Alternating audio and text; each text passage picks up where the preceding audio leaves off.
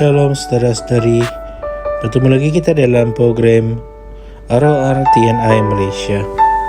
Pada hari ini saya akan kongsikan satu lagi tajuk yang dibawakan oleh Pastor Chris Ayokilome yang bertajuk Usahakanlah supaya kamu layak. Usahakanlah supaya engkau layak di hadapan Allah sebagai seorang pekerja yang tidak usah malu, yang berterus terang memberitakan perkataan kebenaran itu. 2 Timotius 2 ayat 15. Saudara-saudari, Daniel telah membuat impak yang luar biasa pada zamannya. Kitab suci menunjukkan kepada kita bahawa dia rajin belajar. Dalam Daniel 9 ayat 2, dia berkata, "Pada tahun pertama kerajaan itu, aku, Daniel, memperhatikan dalam kumpulan kitab jumlah tahun yang menurut firman Tuhan kepada Nabi Yeremia akan berlaku ke atas timbunan puing Yerusalem selama 70 tahun. Daniel sangat rajin belajar sehingga dia memberikan perhatian yang khusus kepada nubuatan Yeremia tentang penawanan Yerusalem selama 70 tahun. Dalam Daniel 1 ayat 3 hingga 4, Alkitab menunjukkan kepada kita bahawa raja itu memerlukan orang yang berpengetahuan dalam setiap cabang ilmu untuk memimpin hal ehwal kerajaannya, dan Daniel didapati sangat berkelayakan.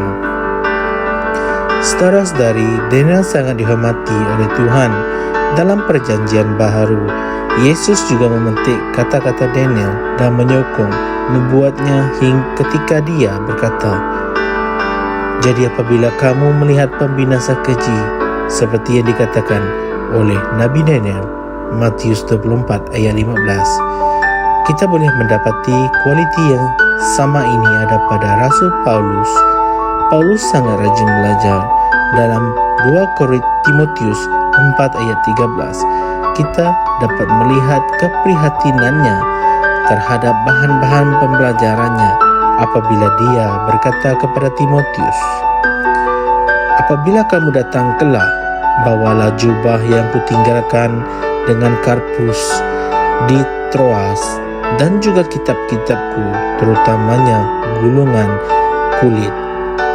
Dia meminta secara khusus untuk barang-barang pembelajarannya diutus kepadanya kerana dia seorang pelajar yang tekun. Saudara-saudari, jika Daniel dan Paulus rajin belajar, mengapa kamu tidak boleh berbuat demikian? Kamu harus usahakan dirimu untuk belajar bagi menunjukkan dirimu layak di hadapan Allah sebagai seorang pekerja yang tidak usah malu, tetapi berterus terang memberitakan perkataan kebenaran itu. Dalam Hosea 4 ayat 6, Tuhan berkata, "Umatku binasa kerana kurang pengetahuan." Dia merujuk kepada pengetahuan akan firman. Kamu akan menjadi mangsa dalam hidup sehingga dan melainkan kamu mengetahui firman.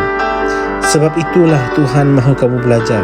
Serahkanlah dirimu kepada firman, maka kejayaan, kemajuan dan kemakmuran pasti terjamin. Baiklah saudara, di sini ada pengakuan untuk kita baca bersama. "Aku suka mempelajari firman Tuhan dengan rakus. Oleh itu, aku menimbun kejayaan demi kejayaan, hidup dalam penuh kemenangan, berjalan dalam kesihatan ilahi, dan menang setiap hari. Melalui pengetahuan aku tentang firman Tuhan, aku membuat impak yang luar biasa untuk Tuhan di duniaku, yang membawa ramai orang keluar dari kejahilan dan kekurangan pengetahuan akan hakikat ilahi ke dalam kebebasan yang mulia sebagai anak-anak Tuhan dalam nama Yesus. Amin." Baiklah saudara-saudari, di sini ada beberapa renungan tambahan untuk rujukan kita bersama. Yang pertama, Kisah Para Rasul 17 ayat 10 hingga 11. Kedua, Amsal 24 ayat 4 hingga 5. Yang terakhir, 1 Timotius 4 ayat 15. Baiklah saudara-saudari, Sampai di sini saja perkongsian kita pada hari ini. Semoga kita bertemu lagi di lain hari. Tuhan memberkati. Kami percaya saudara-saudari semua telah diberkati dengan perkongsian firman dari Rhapsody Reality. Bagi sesiapa yang ingin menjadikan Yesus Kristus sebagai Tuhan dalam kehidupanmu, kamu boleh mengucapkan doa ini bersama dengan saya. Ya Tuhan Allah, aku mempercayai Yesus Kristus, Anak Allah yang hidup dengan sepenuh hatiku. Aku percaya Dia telah mati untukku dan Allah telah membangkitkan Dia dari kematian. Aku percaya Dia hidup hari ini. Aku mengaku dengan mulutku bahwa Yesus Kristus adalah Tuhan dalam hidupku mulai dari hari ini.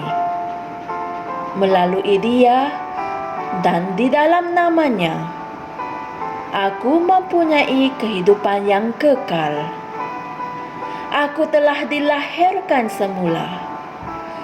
Terima kasih Allah kerana menyelamatkan jiwaku.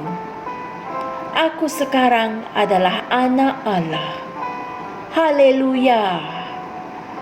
Tahniah, sekarang kamu telah menjadi anak Allah. Untuk apa-apa sebarang pertanyaan atau untuk mendapatkan lebih banyak maklumat mengenai bagaimana untuk bertumbuh sebagai seorang Kristian, anda semua boleh hantar mesej di akaun Facebook kami atau email kami di tnimsia@gmail.com. Sekali lagi, tnimsia@gmail.com. Tuhan berkati Anda semua.